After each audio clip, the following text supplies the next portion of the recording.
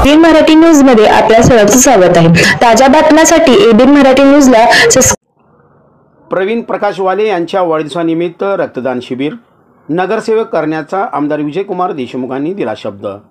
सोलापुरातील माजी नगरसेवक व श्री सिद्धेश्वर बँकेचे माजी चेअरमन प्रकाश वाले यांचे चिरंजीव सामाजिक कार्यकर्ते युवा नेते प्रवीण प्रकाश वाले यांच्या वाढदिवसानिमित्त भव्य रक्तदान शिबिर आयोजित करण्यात आले होते। या रक्तदान शिबिरात 66 रक्तदात्यांनी रक्तदान केले।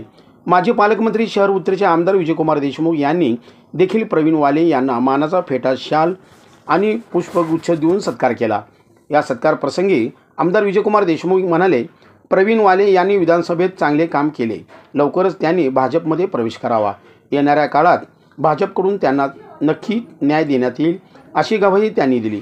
सत्काराला उत्तर देताना प्रवीण वाले म्हणाले, शहर उत्तरचे उत्तर विधानसभा मतदारसंघात आमदार विजयकुमार देशमुख यांच्या नेतृत्वाखाली काम करणार असून येणाऱ्या काळात अधिक गतीने सर्वसामान्यांच्या प्रश्नासाठी लढणार अशी ग्वाही दिली।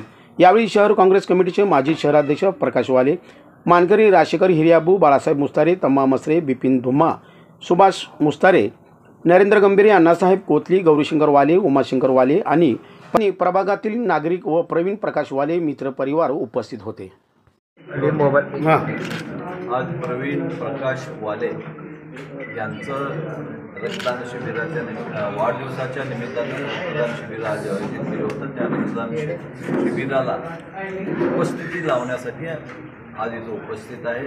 प्रवीण व तसंच प्रवीणला शुभेच्छा देण्यासाठी गेल्या आपल्या विधानसभेच्या निवडणुकीपासून प्रकाशजी वाले हे आमच्या भारतीय जनता पक्षामध्ये समावेश झालेले आहेत। मला असं वाटतं की प्रवीण वाले लवकरात लवकर भारतीय जनता पक्षामध्ये समावेश होणार आहेत। त्यांना आता भारतीय जनता पक्षाचा प्रकाशजी वाले सभासद झाल्यामुळं आणि त्यांच्या सगळ्या मला असं मी त्यांना आज शुभेच्छा देऊन त्यांना विनंती करणार आहे की तुम्ही आपल्या पक्षामध्ये स्थान आणि आमच्याबरोबर कामाला लागा, कारण भारतीय जनता पक्ष हा कार्यकर्त्याचा पक्ष एक चांगलं कार्य करतात आमच्या पक्षाला जोडलं जावं असं आमचं सगळ्यांचं मत आहे भारतीय जनता पक्षाचं। त्या निमित्तानं वाढदिवसाच्या शुभेच्छा व भारतीय जनता पक्षात येण्याचं आमंत्रण देण्यासाठी आम्ही काँग्रेसमध्ये प्रवीण वाले यांना न्याय मिळाला नाही, आपल्या इकडे तर मिळेल।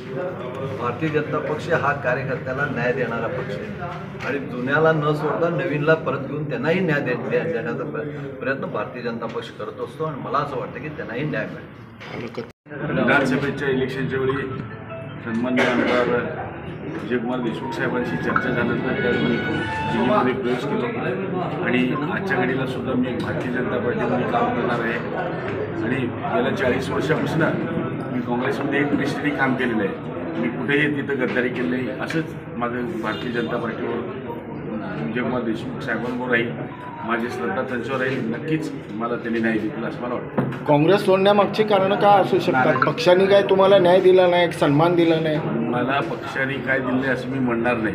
पक्षाने अध्यक्ष दिले, मला नगरसेवक केले, मला त्याच्या पक्षाबद्दल काही हे नाही, परंतु इथले जे स्थानिक नेते आहेत ते व्यवस्थित हँडल केले, फार जण नाराज झालेले आहेत, त्यामुळं ही सगळी घटना घडली।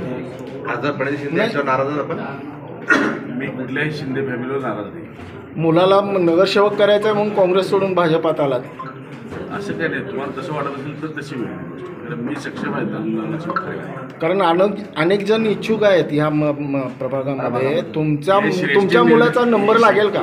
नंबर लागू दे न लागू दे, श्रेष्ठी जे निर्णय घेईल ते आम्हाला मान्य नाही। मालकाने पालकत्व स्वीकारलंय म्हणजे विश्वास आहे? त्यांनी तुम्हाला सांगितलं ना सगळं।